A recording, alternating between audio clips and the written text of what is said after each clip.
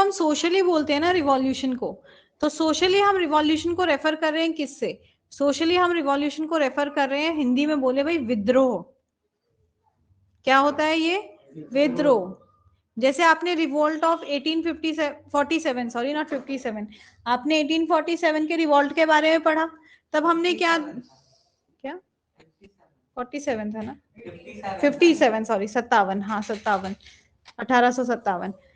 आपने 1857 के रिवॉल्ट के बारे में पढ़ा, तब रिवॉल्ट में क्या देखा था कि जो भारत के जो सोल्जर्स थे या भारत की जो जनता थी वो खिलाफ हो गई थी। किसके खिलाफ थी? ब्रिटिशर्स के खिलाफ। जो गवर्नमेंट है हमारे पास में उसके खिलाफ हो गई थी हमारे पास में, है कि नहीं?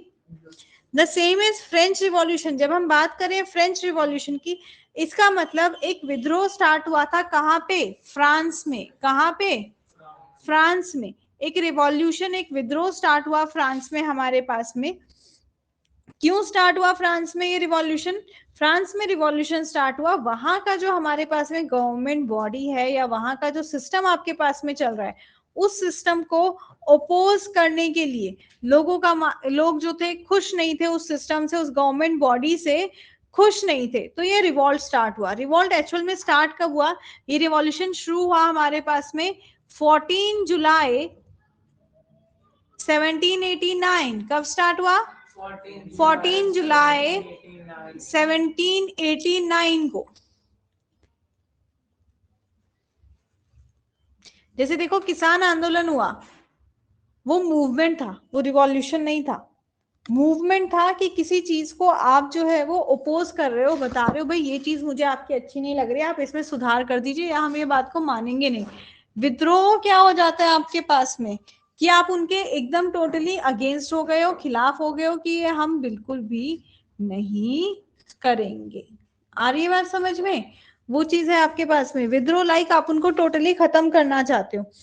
तो यही चीज फ्रांस में हमें देखने को मिली कि फ्रांस में क्या हुआ 14 जुलाई 1789 को बहुत सारे लोग जो है वो, बहुत सारा जो हमारे पास क्राउड है, भीड़ है, वो घुस गया कहाँ पे? जो उनका एक प्रिजन है, फोर्ट्रेस प्रिजन। फोर्ट्रेस प्रिजन क्यों बोलते हैं हमें? एक सेकेंड, फोर्ट्रेस प्रिजन स्टॉर्मिंग बता रही हूँ। क्या हुआ हमारे पास में कि जो जेल था, फ्रांस का जो जेल था, कौन सा जेल? जो फ्रांस के राजा महाराजाओं का जो पूरा जेल था अपने पास में, फोर्ट्रेस। फोर्ट मतलब होता है किला बंद करना, फोर्ट मतलब किला बंद करना। किला बंद लाइक चारों तरफ से आपने एक किला बना दिया, मजबूत दीवार का ऊंचा सा आपने किला बना दिया। जैसे तिहाड़ जेल है, तिहाड़ जेल के चारों तरफ है ना मोटी बाउंड्री की हुई है आपके चारों तरफ, है कि नहीं? तो ऐसे ही जो है वो एक मोटी बाउंड्री की हुई है चारों तरफ हमारे पास में, फोर्ट्रेस प्रिजन है हमारे पास। उसमें उन्होंने जो है वो स्टॉर्मिंग मतलब बहुत सारी भीड़ एक साथ घुस गई, बहुत सारी भीड़ एक साथ घुस गई हमारे पास में। कब? 14 जुलाई 1879 को। कब? 14 जुलाई 1879 को। बेटा साथ में बोलेंगे, चीजें याद हो जाएंगी हमारे पास में। तो beginning of French revolution was marked with the storming of crowd, yeah, storming of French people in the fortress prison on 14 July 1789। शुरुआत हुई जब बहुत सारे गुस्से में आए हुए लोग, फ्रांस के गुस्से में आई हुई जनता भीड़ मचा के घुस जाती है जो उनका प्रिजन है, उनका जो जेल है उसमें। कब? 14 जुलाई 1789 को। ठीक है, जो कि कहाँ था? जो था बेस्टाइल में। कहाँ था? बेस्टाइल उसका नाम है आपके पास में। बेस्टाइल जो है, जैसे तिहाड़ इसका नाम है, ऐसे उसका जो है वो बेस्टाइल नाम है हमारे पास में। अब ऐसा क्यों था? ऐसा हुआ क्या कि लोगों ने जो है वो ऐसा किया? हुआ क्या था कि एक अफवाह फैल गई थी, उसके पीछे के कारण अभी पढ़ेंगे, पहले जान लो बस कि ऐसा हुआ क्यों। मिल जाएगा ये चीज मिल जाएगी तुम्हें। ऐसा क्या हुआ कि 14 जुलाई को लोग गुस्से में इतना आ गए और वो उस जेल के अंदर घुस गए, उन्होंने तोड़फोड़ करनी स्टार्ट कर दी। एक अफवाह फैल गई। क्या अफवाह फैली? कि राजा ने जो है वो ऐलान कर दिया है कि भाई जो प्रजा मेरे खिलाफ है उस पर खुली गोलीबारी कर दो। जैसे जलियांवाला बाग में हुआ, ओपन फायर। जैसे ही डायर ने बोला फायर, सब इधर से उधर भागने लग गए, जहां जगह मिली वहां ही भाग लिए। तो सेम चीज है, जैसे ऐलान हुआ कि भाई राजा ने बोला है जो जनता मेरे खिलाफ जा रही है, मेरी बात नहीं मान रही है, उसको शूट कर दो, ओपन फायर कर दो। अब ये ओपन फायर सुन के और ये सुन के कि भाई पूरे राज्य में, पूरे फ्रांस में आर्मी ट्रूप्स, राजा के ट्रूप सैनिक खड़े हो रहे हैं, तो ये सुन के जनता थोड़ी सी घबरा गई। और वो घबराई हुई जनता ने सोचा हम अपना बचाव कैसे करें। अगर हमें अपना बचाव करना है तो या तो हमारे पास हथियार हो, या जो इनके हथियार है जिनसे वो हम पे अटैक करने वाले हैं वो सारे हथियार हम हटिया लेते है कि नहीं। तो उनको लगा भाई इस फोर्ट्रेस प्रिजन में, वेस्टाइल में उनको बहुत सारा एमिनेशन मिल जाएगा, बहुत सारा हथियार गोला बारूद मिल जाएगा। तो उस हथियार गोला बारूद के बारे में सोचते हुए वो सब कहाँ गए, इस जेल के अंदर चले गए थे। समझ में आई बात? ठीक है। तो उनका यहाँ जाने का कारण क्या था? उनका यहाँ जाने का कारण था एमिनेशन। एमिनेशन मतलब गोला बारूद, बंदूक, गोलियां, ये सब। उसके लिए वो वहां पे गए कि उनको वहां पे बहुत सारे बुलेट्स वगैरह मिल जाएंगे, हमारे पास में बहुत सारे शेल्स वगैरह मिल जाएंगे। अब ऐसा क्या कारण था कि उन्होंने यहाँ पे जाके फिर हंगामा करना स्टार्ट कर दिया? इसका रीजन ये था कि जो बेस्टाइल की जो प्रिजन है ना, ये सिग्निफाई करती है dominancy of the king. It signifies the dominancy of the king. समझा रही बेटा? Wait a minute. जैसे देखो आपकी अपने भाई से लड़ाई हो गई या बहन से लड़ाई हो गई, जब गंदी वाली लड़ाई हो जाती है, गुस्से वाली लड़ाई होती है, तो सबसे पहला काम क्या आता है? अरे इसका फेवरेट पिलो फट फट फट फट सारा फाड़ के फेंक दो। फ्रिज में दिख गई उसकी चॉकलेट, कैसे खाएगा, मैं खा लेती हूँ, और फटाफट सारी की सारी चॉकलेट खा ली। यही काम करते हैं। तो ये जो जेल थी ना, ये राजा के अधिपत्य को दिखाती थी, उसके साम्राज्य को दिखाती थी। जब भी लोग इस जेल को देखते थे तो उनको ये एहसास होता था अगर हम राजा के खिलाफ गए तो राजा हमें इस जेल में डाल देगा, इस जेल में हमारे साथ गलत ट्रीटमेंट किया जाएगा, हमें टॉर्चर किया जाएगा। तो ये जेल जो है वो राजा के डोमिनेंस को सिग्निफाई करती थी। इस कारण से लोग इससे जो है वो बहुत ज्यादा नफरत करते थे। पीपल हेटेड या hated was among the people regarding what? Regarding Bastille. Bastille को लेके लोगों के मन में क्या था? बहुत गुस्सा था, आक्रोश था, और इसलिए वो बहुत नफरत करते थे। क्यों? क्योंकि वो गुस्सा और आक्रोश किसके लिए था? राजा के लिए था। और ये जो जेल है ये राजा को जो है वो सिग्निफाई करती थी। तो राजा की जो डेस्पोटिक पावर्स थी, डेस्पोटिक पावर्स मतलब जोर जबरदस्ती की लगाए हुए अधिकार वगैरह, राजा की जो डेस्पोटिक पावर्स थी उसको वो हटाना चाहते थे। इस कारण से उन्होंने क्या किया? इन्होंने इस फोर्ट्रेस को डिमोलिश कर दिया, इसको नष्ट कर दिया। इसको क्या कर दिया? नष्ट कर दिया। आ रही बात समझ में? इन्होंने क्या किया? लाइक भर दे दो। इन्होंने क्या किया? उन्होंने इस जेल को जो है वो पूरा नष्ट कर दिया, उसको जो है वो डिमोलिश कर दिया। जैसे देखो जब जनता में मान लो केजरीवाल के अगेंस्ट गुस्सा है, क्या करेंगे? उसका पुतला लेंगे और उसको आग लगा देंगे। यही काम करते हैं, यही काम करेंगे। तो यही चीज हुई एनसीईआरटी में। देखो, on the morning of 14 July 1789 the city of Paris was in a state of alarm. यहाँ अलार्म का मतलब ये नहीं है कि वहां पे सायरन बज रहा था पौ पौ पौ पौ, नहीं। In the state of alarm मतलब एक बहुत ही ज्यादा भगदड़ की सिचुएशन या बहुत ही डिस्टर्ब सिचुएशन थी। कहाँ पे? पेरिस में। कहाँ पे? पेरिस में। कब? 14 जुलाई 1789 को। कब? 14 जुलाई 1789 को। क्यों? The king had commanded troops to move into the city. Rumors spread that he would soon order the army to open fire upon the citizens. अभी मैंने आपको बताया क्या था? The king had commanded, राजा ने बोला था, ट्रूप्स, सैनिकों को, आर्मी के सैनिकों को कि जाओ सिटी में तैनात हो जाओ।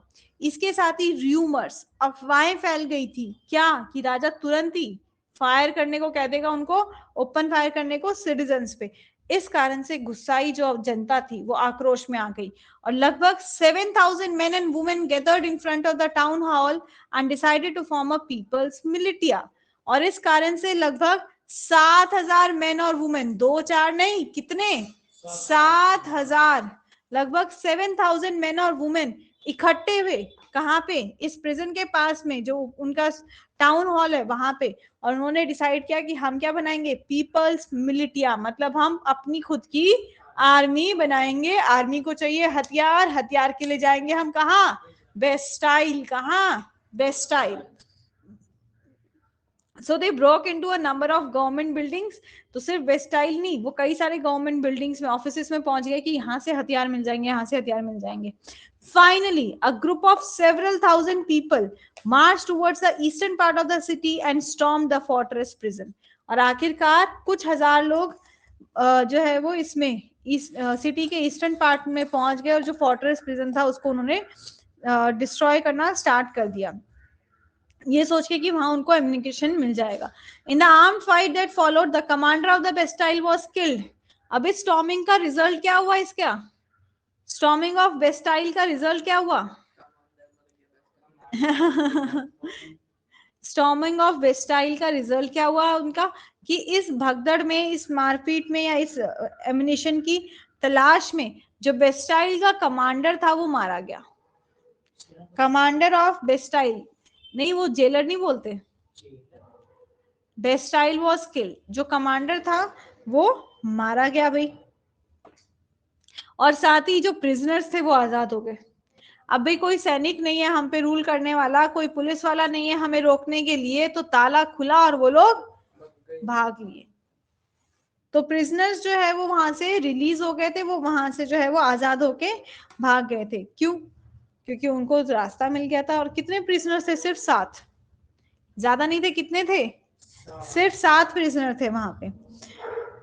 और बेस्टाइल से सब जो है वो नफरत करते थे. अब जब उसमें से देखा कि भाई ठीक है, हमने वो डराने लगे, धमकाने लगे, तो वो कमांडर मर गया, बाकी सब जितने भी वहां पे जेलर्स वगैरह थे वो सब डर के वहां से भाग गए. जो कैदी थे वो भी भाग लिए कि भाई अरे सैनिक ही नहीं है, सैनिक नहीं है तो हम क्या करें, हम भी भाग लेते. वो भी भाग लिए वहां से.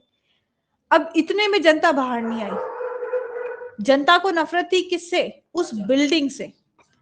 जनता को नफरत थी किससे? उस बिल्डिंग से. क्यों? क्योंकि वो बिल्डिंग राजा की जो पावर थी, आधिपत्य थी, उसको सिग्निफाई करती थी. और जब जब वो उस बिल्डिंग को देखते थे उनको जो है वो राजा से डर लगने लग जाता कि राजा हमें यहाँ बंद कर देगा भाई, है कि नहीं. तो उन्होंने क्या कर दिया? इस बिल्डिंग को तोड़ना शुरू कर दिया. उन्होंने क्या कर दिया? बिल्डिंग को तोड़ना शुरू कर दिया. The fortress was demolished. उसको डिमोलिश कर दिया गया, नष्ट कर दिया गया. क्रेन चला दी भाई. यहाँ वहां तो क्रेन नहीं चलाई. जैसे यहाँ पे मान लो कोई बिल्डिंग को डिमोलिश करना है, सीधा क्रेन चला देंगे. वहां पे क्या किया? डिमोलिश करना था. उन्होंने जो भी डंडे वंडे जो थे उससे तोड़ तोड़ के उसको तोड़ना शुरू कर दिया. And it stone fragments. पर वहां से उनको उतने से भी नहीं हुई. कहते हैं अच्छा ये हमने तोड़ा है, अब हम निशानी लेके जाएंगे.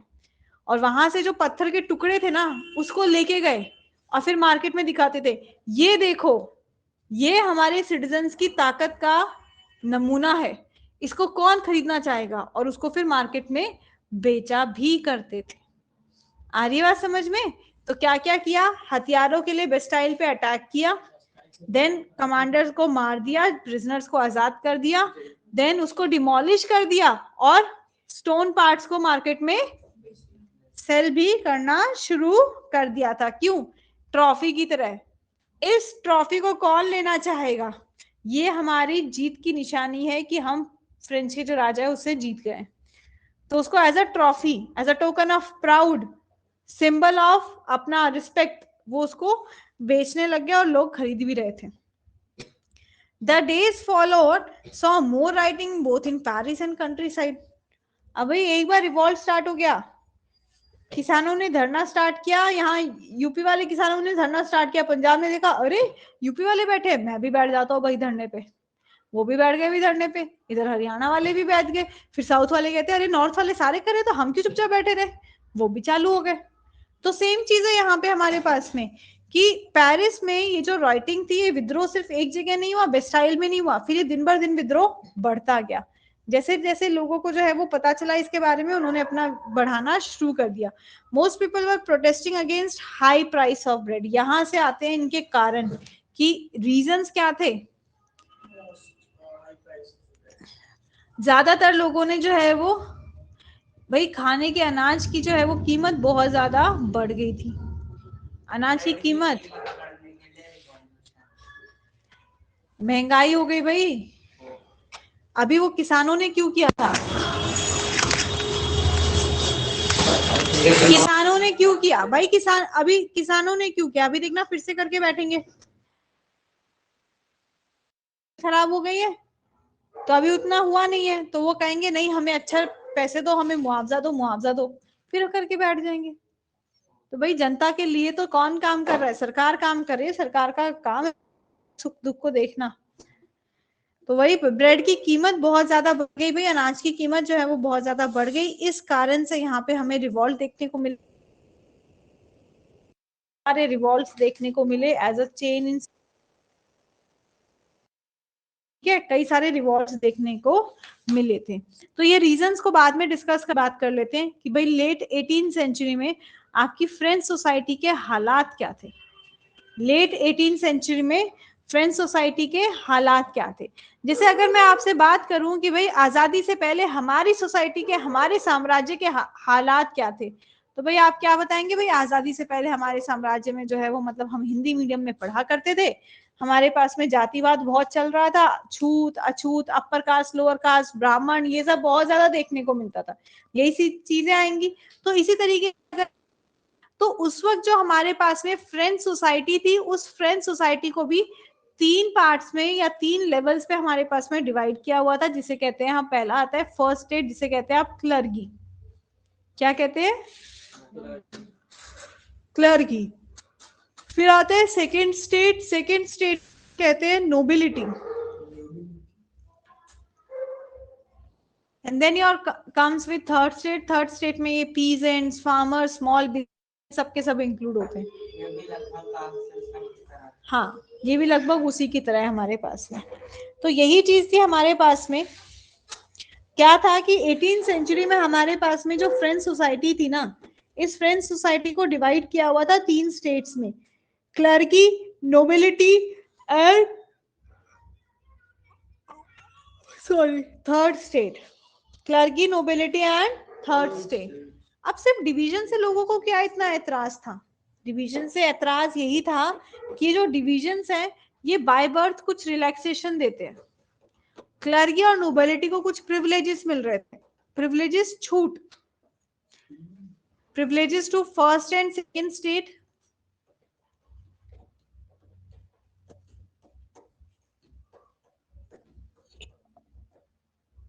privileges को first and second state by birth, भाई बचपन से ही, जैसे वो ब्राह्मण में पैदा हुए तो उसको बचपन से ही इज्जत मिलने लग जाती है।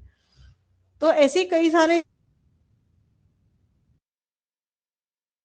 टैक्स में छुट्टी है कि भाई आपको रिलीजन टैक्स नहीं पे करना, क्यों भाई तुम ब्राह्मण हो इसलिए पे नहीं है तुम्हारा दर्द। I am just giving you an example, ये मत सोच कहाँ पे रिलीजन टैक्स पे नहीं करना पड़ता, मैं तो सिर्फ एक एग्जांपल दे रही हूँ, ठीक है।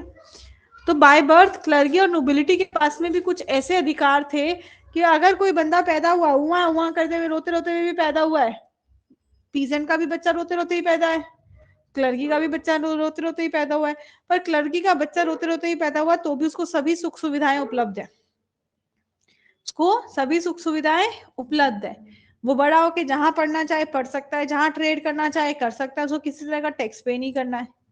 पर यही चीज हमें थर्ड स्टेट में क्या देखने को मिल रही थी? भाई पैदा होने के बाद भी यही हो क्या कि अच्छा ए बेटा माफ करियो, तू ऐसे संसार में पैदा हुआ है जहां तुझे ये टैक्स पे करना पड़ेगा, तुझे ये काम करना पड़ेगा, तुझे ये काम करना पड़ेगा। वहां पे कई सारे लिमिटेशंस आ जाते, कोई प्रिविलेजेस नहीं है। आ रही ना बात समझ में? जैसे कोई SC ST में पैदा हुआ तो वो बाय बर्थ प्रिविलेज मिल गई कि बेटा तू 20 साल का होगा, तुझे इस यूनिवर्सिटी में सीट पक्का मिल जाएगी, है कि नहीं? तो ऐसी प्रिविलेजेस हो, माइंड मत करना SC ST में, तो सिर्फ समझा रही हूँ। पता चला यहाँ पे फिर मेरे सारे के सारे कास्ट वाइज करना अपने देश।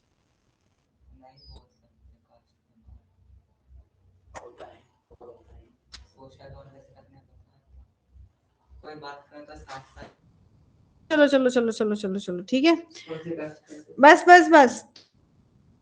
में सोसाइटी को इस तरह से 3 पार्ट्स में डिवाइड किया हुआ था। पार्ट्स में हमारे पास में सोसाइटी डिवाइडेड थी, और जिसमें 2 को हमारे पास में सर्टियों को, जो थर्ड स्टेट है आपके पास में, इनको कोई प्रिविलेजेस। बात करें अगर हम फ्रेंच सोसाइटी, 50% जो लोग हैं वो वो हमारे पास में 90% लोग क्या है, पीजेंट्स हैं। पीजेंट्स है मतलब थर्ड स्टेट के मेंबर्स हैं, है कि नहीं। सिर्फ 10% जो पॉपुलेशन है वो आपके पास में फर्स्ट और सेकंड स्टेट की है कि नहीं। सिर्फ 10% पॉपुलेशन आपके पास में। तो सारी की सारी जो हमारे पास में फर्स्ट एंड सेकंड को मिल रही है हमारे पास में, पर जो क्लर्की है, जैसे percent, about 60% of land was owned by nobles. 60% land किसके पास थी, नोबल्स के पास थी, या फिर चर्च के पास थी, या रिच मर्चेंट्स के पास थी। रिच मर्चेंट के पास 60% जो लैंड है आपके पास में, जितनी भी जमीन फ्रांस के पास जितना भी एरिया है, उसमें से 60% एरिया किसके पास है, नोबल्स के पास और चर्च के पास। अब जरा समझो, पॉपुलेशन है तो 1 लाख में से सिर्फ 10,000 फर्स्ट स्टेट और सेकंड स्टेट के लोग हैं, मतलब क्लर्की और नोबल्स हैं। बाकी सब क्या, पीजेंट्स है, किसान है, उस वक्त कोई इंडस्ट्री थी नहीं, किसान है मतलब सब खेती करते हैं, है कि नहीं। अब आ जाओ जमीन पे, मान लो वहां पे 100 हेक्टेयर जमीन है, 100 हेक्टेयर में से 60 हेक्टेयर जमीन तो फर्स्ट और सेकंड स्टेट के पास आ गई, और थर्ड स्टेट के जो 90% लोग हैं उनके पास बची सिर्फ 40%, है कि नहीं। इसका मतलब उनके पास जो पीजेंट्स है उनके पास कैसी लैंड होल्डिंग्स है, थोड़ी थोड़ी जमीन है उनके पास में। थोड़ी जमीन है तो प्रोडक्शन ज्यादा नहीं है उनके पास में, पर वहीं पे जो क्लर्की और नोबल्स है, जमीन ज्यादा तो प्रोडक्शन भी ज्यादा है उनके पास। समझ में आई ना बात। तो 60% नोबल्स थे हमारे पास में, और 40% जो लैंड होल्डिंग्स थी वो इन्हीं नोबल्स के पास में थी। 40% जो होल्डिंग्स थी वो इन्हीं नोबल्स के पास या चर्च के पास में हमारे पास में देखने को मिलती है।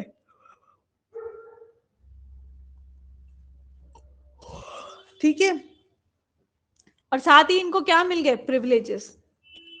प्रिविलेजेस, अच्छा तू नोबल है, अरे बेटा रुक जा, तुझे तो ये काम करना ही नहीं पड़ेगा। प्रिविलेजेस कैसी, रिलैक्सेशन फ्रॉम टैक्स।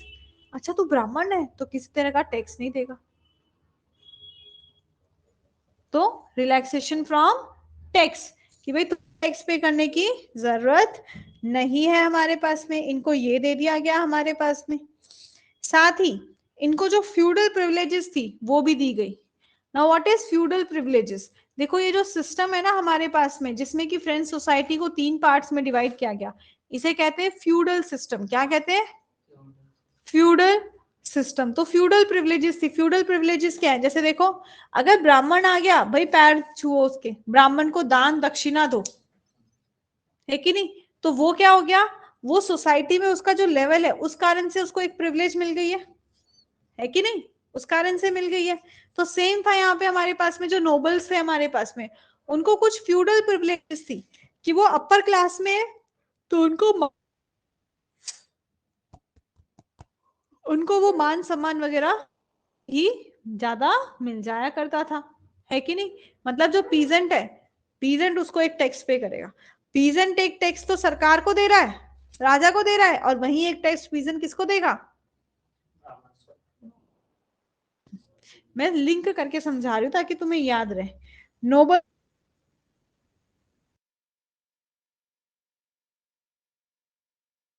को फर्दर करने की जरूरत ही नहीं, सारा टैक्स था यहाँ पे, सारा टैक्स देना था हमारे पास में। हाँ, आ रही है, जो वर्किंग क्लास है वो सारा हमारे पास में यहाँ पे टैक्स दे रही थी। जैसे कुछ इंपॉर्टेंट टैक्स, तो एक को कहते हैं टिथीस। टिथीस क्या है, टिथीस वो टैक्स है जो पीजेंट्स देते हैं, किसको, चर्च को, किसको, चर्च को, चर्च को देते हैं हमारे पास में। और सारे जो थर्ड स्टेट के मेंबर्स हैं उनको टैक्स गवर्नमेंट को भी देना पड़ता है, भाई सरकार को भी देना पड़ता है हमारे पास में। साथ में एक डायरेक्ट टैक्स है यहाँ पे जिसे कहते हैं टेली।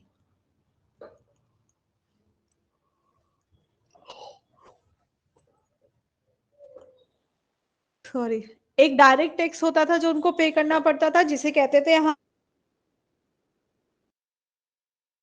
इनके साथ ही कुछ इनडायरेक्ट टैक्स भी थे जो उनको देने पड़ते थे। किसको देने? नोबल्स है, क्लर्कीज है, उनको देने पड़ते थे। तो इन सब एक्टिविटीज को फाइनेंस करना उनके लिए मुश्किल होता जा रहा था कि कैसे उस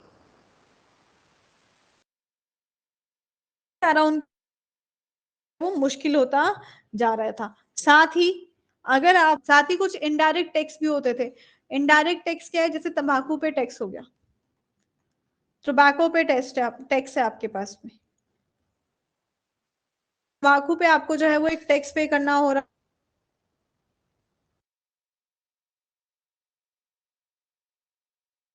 है। आपको सॉल्ट पे भी टैक्स पे करना पड़ रहा था। सब इस तरह से जो है वो उनको टैक्स पे करना पड़ रहा था।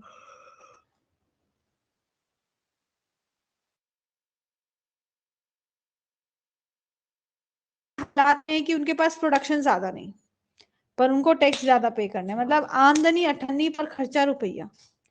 तो जो किसान थे वो परेशान थे और उन्होंने जो है वो रिवॉल्यूशन में पार्टिसिपेट करने की। अब टैक्स क्यों पे करने, जरा उसकी बात कर लेते हैं। ऐसा 4 में लुइस 16 राजगद्दी पे बैठे, 1774 में आए लुइस 16 आए और राजगद्दी पे बैठे तो उन्होंने सबसे पहले कहा क्या कहा? ला भाई दिखा मेरे पास। जी सरकार, अभी खजाना तो खाली पड़ा हुआ है कि नहीं? खजाना खाली पड़ी है जब जनता इतना टैक्स दे।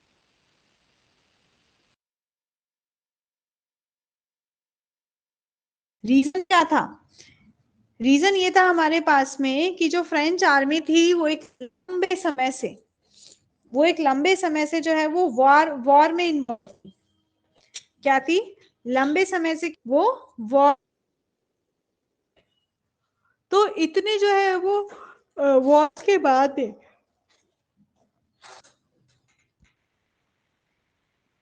उसके कारण क्या हुआ, जो ट्रेजरी थी इनकी, जो खजाना,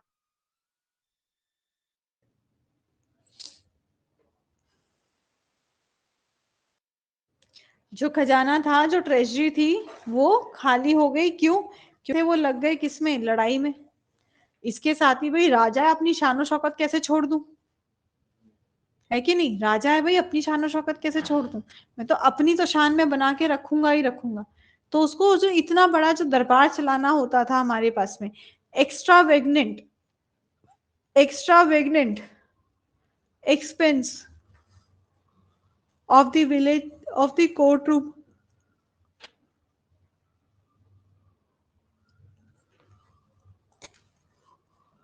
जो इतना बड़ा उसका आर्मी है, उसका जो दरबार है, उसका भी खर्चा चलाना है उसको।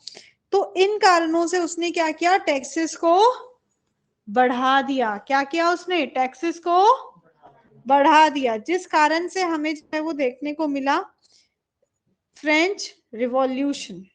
अगर वो ये काम नहीं करता तो तुम्हारा ये हिस्ट्री का चैप्टर बढ़ता नहीं। एक आदमी की गलती की वजह से बताओ तुम्हें कितना सब कुछ पढ़ना पड़ रहा है। उनको झेलना पड़ा तो पड़ा, तुम्हें भी देखना पड़ रहा है। वाह वाह वाह वाह।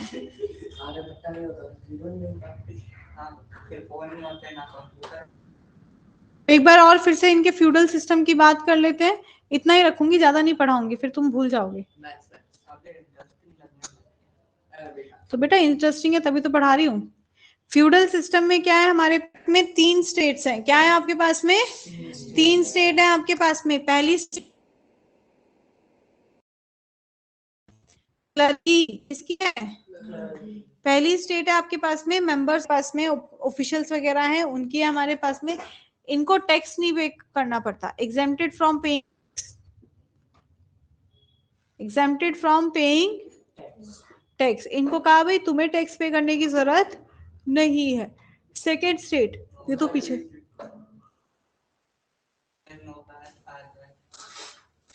Second nobles. क्या है आपके पास में? नोबल्स। नोबल्स का क्या है हमारे पास में? इनको भी टैक्स नहीं पे करना पड़ता। आ रही बात समझ में? इनको भी क्या है, टैक्स नहीं पे करना पड़ता, पर साथ ही इनको क्या होता है, इनको कुछ फ्यूडल ड्यूज, क्या ना भाई,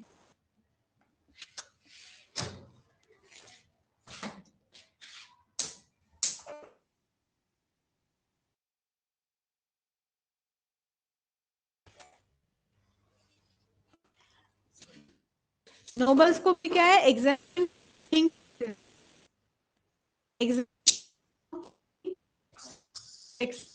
तुम्हें नहीं पर टैक्स दे रहे, क्या कर रहे, पीजेंट जो है वो एक टैक्स दे रहे हैं इनको, क्या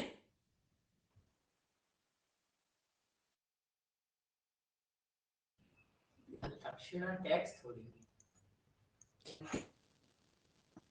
हाँ जाते हैं जल्दी फसल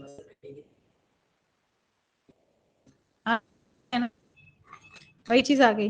अब थर्ड स्टेट आपके पास, थर्ड स्टेट है आपके पास में, जो आपके जितने भी बिजनेस में big businessman, merchants, peasants, dot dot dot, ये सारे आ जाते हैं इसमें। अब इनको क्या था, इनको सभी एज नहीं दी गई थी, बस क्या था कि इसमें अमीर और गरीब दोनों आते थे, अमीर भी आएगा और गरीब भी आएगा इसमें, दोनों के दोनों इसमें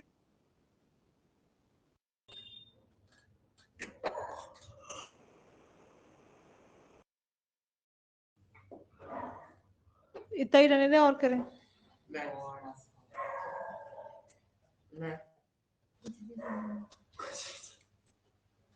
तो अगर हम अब कॉजेस की बात करें कि जो फ्रेंच रिवॉल्यूशन आपके पास चल रहा है, इसके पीछे के कॉजेस क्या है, बस एक कॉजेस करा देती हूँ, पॉलिटिकल कॉजेस। राजनीतिक कारण क्या थे, देखो मैंने अभी आपको बताया, हमारे पास में मैंने आपको मेन पॉलिटिकली और आपको पॉलिटिकली बता दिए और सोशल बता दिए आपको, उन्हीं को पॉइंट में हम करते हैं। तो सबसे पहला जो हमारे पास में पॉलिटिकल कॉज था, वो पॉलिटिकल कॉज था हमारे पास में जो इनका फ्यूडल सिस्टम था, जो इनके स्टेट्स थे, state privileges given to first and second state, privileges given to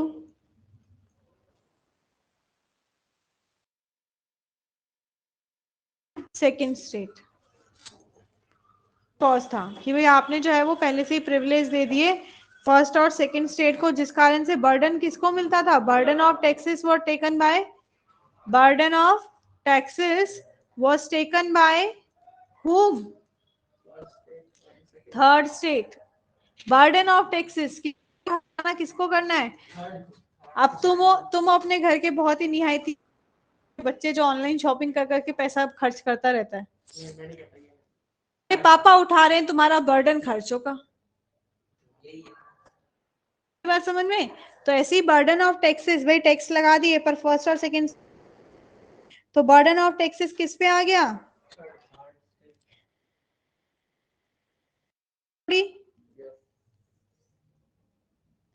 पक्का ये बात समझ में आ गई? क्या साथ के पास में महंगाई बहुत हो गई थी भाई, पॉलिटिकल कॉजेस में हमारे पास में आ गया एम्प्टी ट्रेजरी,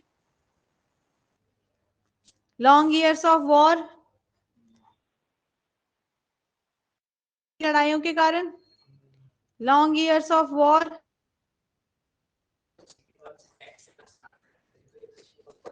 हाँ नहीं होता, आधा टैक्स वो दे देते, आधा ये दे देते, लॉन्ग ईयर्स ऑफ वॉर हो गए, इनसिक्योरिटी कंडीशंस भी हमारे पास में, मेरे पास मेरी प्रॉपर्टी रहेगी, इनसिक्योरिटी कंडीशंस ऑफ प्रॉपर्टी, ये आपके पास पॉलिटिकल रीजन या पॉलिटिकल कॉजेस जो रिस्पॉन्सिबल हैं इसके लिए। समझ में आई बात? बस इतना ही रखते हैं, इसके दिमाग से उड़ जाएगा फिर।